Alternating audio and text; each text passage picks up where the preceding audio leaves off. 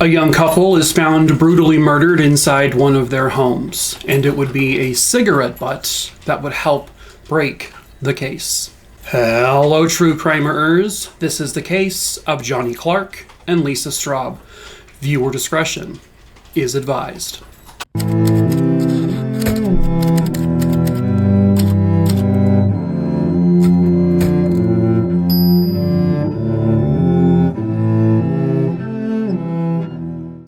Johnny Clark was born on April 15th, 1989 in Toledo, Ohio. He was described as sweet and loving and caring. He grew up in a very good home, very well-to-do attitude. He was a grand lover of life, and everyone said he was always the life of the party. He was known for his generosity and his sense of humor. He was into weightlifting and sports, and he was pretty well-built himself. And he was also described as a mama's boy. He absolutely adored his mom. He frequently told her, quote, "Mom, I love you more than anything." And the two of them would talk like all day long over the phone. Around the time that this story takes place, Johnny had actually started going to barber school because he actually dreamed of eventually opening up his own shop. And he wanted to kind of start a business. For the 2 years leading up to this case, Johnny was dating a young woman named Lisa Straub, and the two of them were absolutely head over heels in love with each other. Lisa Straub was born on December 21st, 1990. Lisa was described by her friends and family as just like a goofball. She loved to goof around and just have fun. They said she had a really fun spirit. She was just super fun to be around. She loved being outdoors, and she also loved attending parties, and kind of right there along with her boyfriend Johnny, she too would essentially become the life of the party. Johnny and Lisa's relationship was described as like playful in nature, and you could just tell that these two absolutely loved each other. Now, because the couple was known to attend a lot of parties and they had a big circle of friends, this did sometimes get them involved in kind of like the wrong scene, and there was drug use, I guess, from time to time. This will take us to January 30th, 2011. At approximately 8 p.m., Johnny's mother, May, she would call him because they talked on the phone like 10, 15 times a day. And when he answered the phone at 8 p.m. that night, he said, "Yes, Mom, I'm still alive," in a very joking manner, because I guess she always worried. So I guess on that evening, Johnny had gone over to his friend's house to watch the Pro Bowl, at least until his girlfriend Lisa was off of work. Lisa was a waitress over at TGI Fridays, and she was scheduled off at 10 p.m. that night. So he left the friend's house and to go pick Lisa up from work at approximately 10 p.m.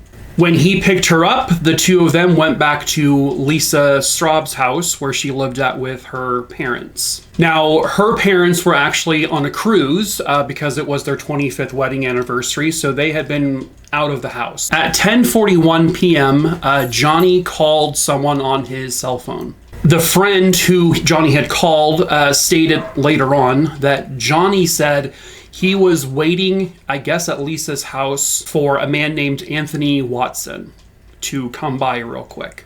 And apparently this was to, I guess, procure some drugs. Immediately after that phone call ended, Johnny got into contact with his friend Tiffany, because basically the plan for the rest of that night was for Tiffany and then another friend, Zach, I guess, to all hang out together. And I guess the plan was to just to play pool at the house. I guess the plan was that Johnny and Lisa were going to pick up Tiffany and Zach, but then that never happened. And this was supposed to happen sometime, before 11. And so Tiffany calls Johnny's phone. It rings once or twice, and then she can hear Johnny picking up the phone, but not directly, putting it to his ear to talk to Tiffany. Instead, she hears Johnny say something out loud. She hears him say, "Bro, what are you doing? And who are you?" And then the call just ends. Johnny's cell phone would get 22 more phone calls after sometime around 10:50 p.m. until the moment that he is found, all unanswered. So I guess Tiffany and Zach managed to find a way to get to Lisa's home after this. The door, when they got there, was locked, and none of the blinds seemed to be open.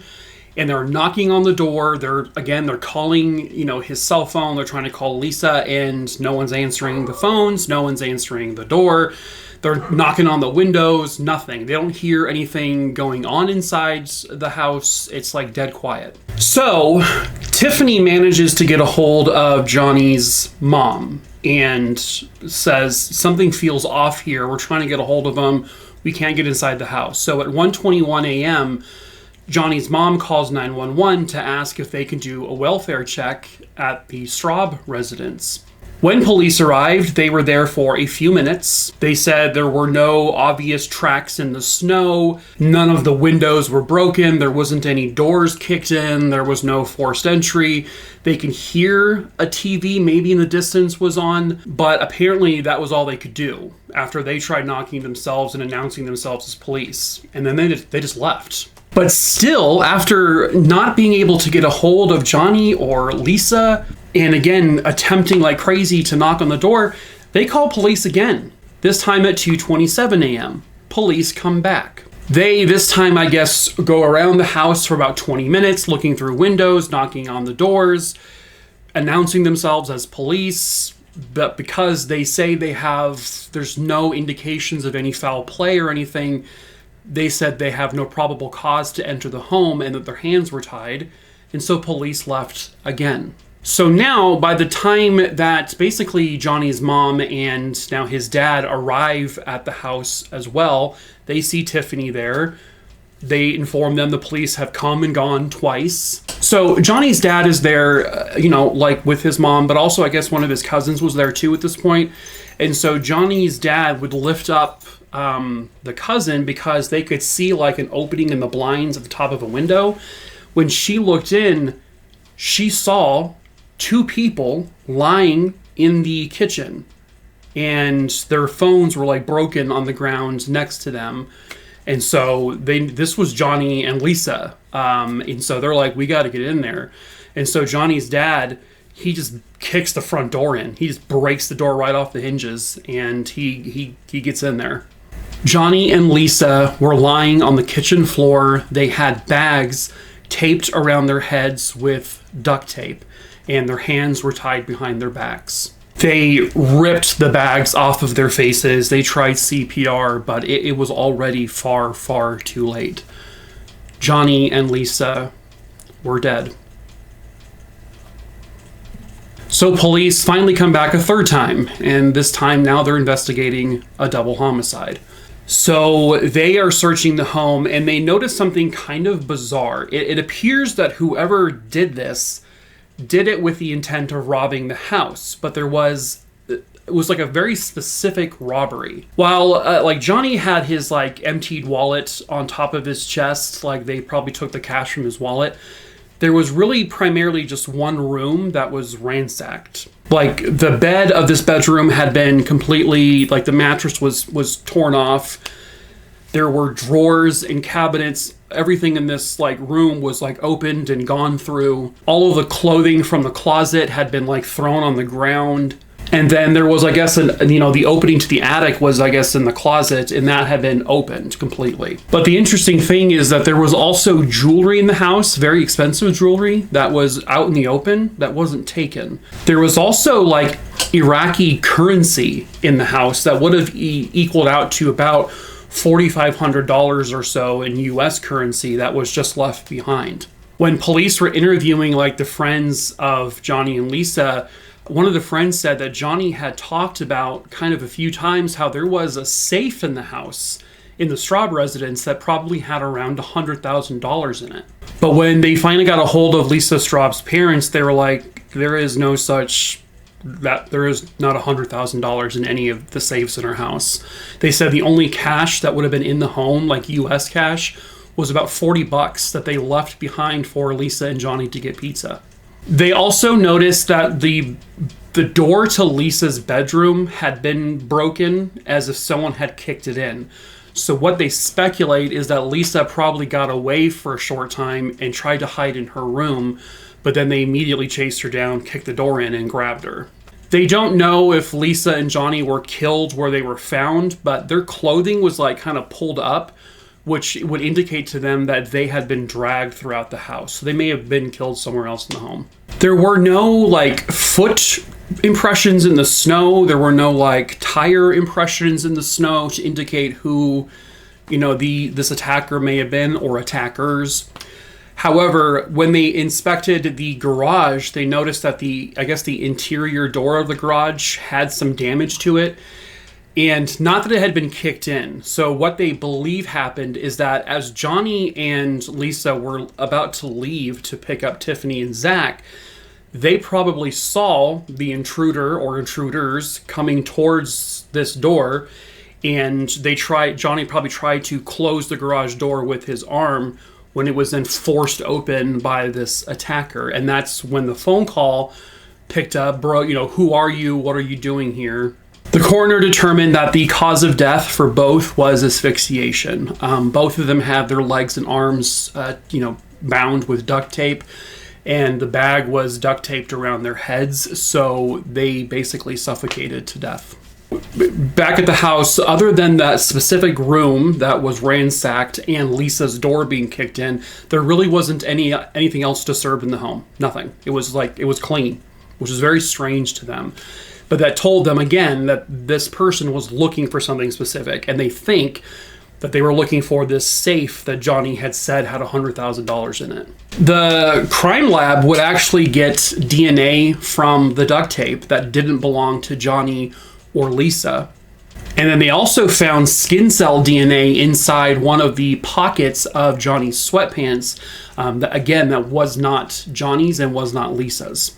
But the biggest clue for detectives was they found a discarded cigarette butt by that garage door where the likely point of entry was.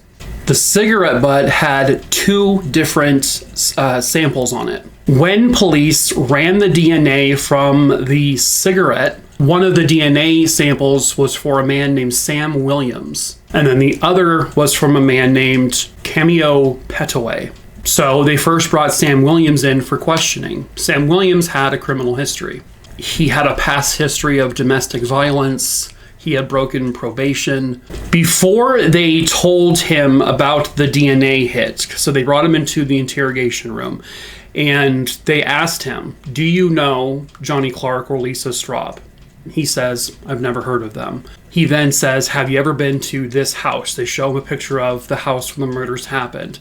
They gave him the address. He says, "No, I've never been in there before in my life." Then they say, "Well, that's interesting because we found a cigarette butt inside the house with your DNA on it." So when he was confronted with that, he basically told them, "I don't want to talk to you guys now." He claims that he refused to answer their questions because he knows how this works, and to his credit, I guess you could say, that he doesn't know if they're just using this DNA thing as a scare tactic, and maybe they don't actually have his DNA, but they're trying to get him to confess to something, which, to be fair, is something that they probably could have done and has been done before many times. But regardless, they would arrest him and charge him with the murder. They had also charged his friend, Cameo Petaway, with the murder as well. So as he was in jail, a jailhouse snitch would come forward and say that Sam had actually confessed to him about the murder, saying he had bagged a couple. He said he bagged this couple because he was trying to basically torture this couple into finding out where this money was in this safe that he heard about. He said Lisa died first during this process, and then because Johnny was still alive and and all that, he said he killed him just to basically silence him. Later, Sam would try to tell police that he had an alibi for the night of the murder, that he was at, I guess, a nightclub that night. But he's like, I can't, this was 8 months ago. I can't exactly remember. And so then he said he looked through his cell phone logs to see who he was talking to that night. And then he kind of remembered, oh, okay. He said, oh, I was at the Bottom Line bar that night. I was watching the Pro Bowl there. He even gives a few names as the people he was with. Police check out all of those names and those potential alibi witnesses, and all of them said they were somewhere else that night.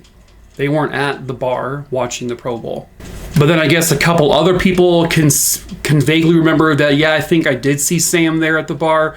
But the problem is the Pro Bowl was over at 10:45 p.m. And they don't know exactly when Sam, if he was even at the bar, when he would have left. But the time of death, the exact time of death, was ruled between 1 a.m. and 4 a.m. They believe that the intruder entered the home sometime shortly before 11 p.m.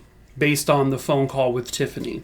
But it's like the alibi witnesses, they still weren't sure. They can say, some of them can say they did see him there. Others said he lied, that those people weren't even at the bar. It was a very convoluted mess of alibi witnesses for where he was that night. But the timeline can still add up that he could have been at that bar if he truly was, and then have gotten to the house to have committed these murders. From what I understand, he heard about the safe with money in it, I guess through a potential mutual connection somewhere between Johnny and Sam. There was a mutual connection there, that they didn't really know each other, or at least they didn't know each other very well, but somehow Sam had heard about this safe, and so he went there with his friend Cameo to try to burgle this safe of $100,000. Now, they also had cell phone records to show that sometime between 2:30 and 3 o'clock in the morning, so this would have been after the murders would have likely taken place, Sam had called Cameo a few times, they believe, to solidify their story about where they were that night and what happened. But ultimately, what it comes down to is, how is your DNA on a cigarette inside a house you say you've never been in, that belonged to the two people that you say you've never really met before? And all he could say was, I don't have an answer for that. He said, I have no explanation how it got there, but I never went in that house. So Sam would go on trial, and ultimately it was the DNA on that cigarette that seemed to be the biggest thing against him, and he was found guilty of both murders, and he would be sentenced to life in prison without the possibility of parole. Now, the other aspect to this is Cameo Petaway. For whatever reason, police would end up dismissing his case because they said they couldn't find any more evidence to go forward with a trial, which is kind of strange because they went forward with a trial for Sam Williams, who had the same DNA on the cigarette. So I don't know what evidence they didn't have against Cameo. But all I know is he's never been found guilty or anything to do with this case. The other aspect is the DNA found inside, I guess, the pockets of Johnny, and the other pieces of DNA found on the duct tape. There were multiple, not just one or two DNA samples found on those pieces. There were 4 or 5 different profiles that I'm unclear if they matched Sam or Cameo, but they didn't match Johnny or Lisa either, so that would suggest that possibly more people were involved. And they said that this case is actually still open, that they believe that there may be more people involved in this. The other thing is that nobody knew that Johnny and Lisa were going to be there alone that night, because no one in their friend circle even really knew that Lisa's parents were on a cruise and going to be out of town. So that's another thing that kind of doesn't make sense as to why did these people choose this particular night to do this. if Sam did it and Cameo was involved, who did they hear it from? You know, where was the connection? And there are so many things that seem to be pretty vague that don't really have a lot of details to it. But it still's like, why is there a prominent DNA profile of this guy who's says he's never been in the house, close to the bodies of two people? Is that truly enough evidence to 100% say this man is guilty? I mean, a jury thought so. His shaky alibi, which is very hard to really confirm. He had cell phone calls, you know, around the time of the murder with Cameo, multiples. It's kind of foggy. There doesn't seem to be like a definitive answer to this one. And I'd like to think they have at least one of their killers. You know, that DNA is pretty damning, but that's really the end of the case, is that one guy is in prison with life without parole and no one else is in prison for it, even though probably at least two people were in on this. And why they didn't have enough evidence against Cameo Petaway, I don't know.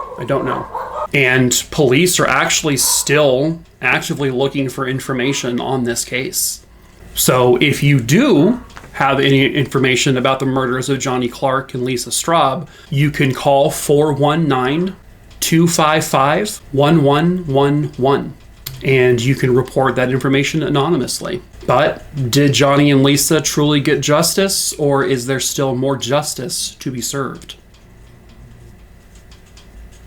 But that is it for this case, True Crime Maroonies. I hope you found it interesting. As usual, if you have tripped, fallen, stumbled your way into this video, hello, I'm Mike. I tell true crime stories here and over on TikTok, so please subscribe to me here if you want, and follow me over on TikTok if you want. It's linked in the link tree in the description of this video below. Next, if there's a case you want me to cover, please email me. Email is listed below. Just email me the name of the person, where it happened, when it happened, and I will add it to my list. Next, if you want to support me in any way, we do sell merch, t-shirts, hoodies, wine glass, stuff like that, and we do ship internationally. Also in the link tree in the description of this video below. And then lastly, if you have a Discord account and you want to join my Discord server, please feel free to do so. It's linked below as well. Be over the age of 18 or else you will be kicked out of there. Sorry, not sorry. But that is it for this video. True crime, a Rudy Dooney Dingleberry Dong. Every time I'm doing the Dingleberry Dongs, and I don't know why. Should I call you guys Dingleberry Dongs? That doesn't sound appropriate or nice. But it has a nice ring to it. True crime, a Rooney Dooney Dingleberry Dongs. It's like a song lyric or something. Some weird Willy Wonka candy song. Where am I going with this? I don't know. Oh, shit. Well, hello. Bye.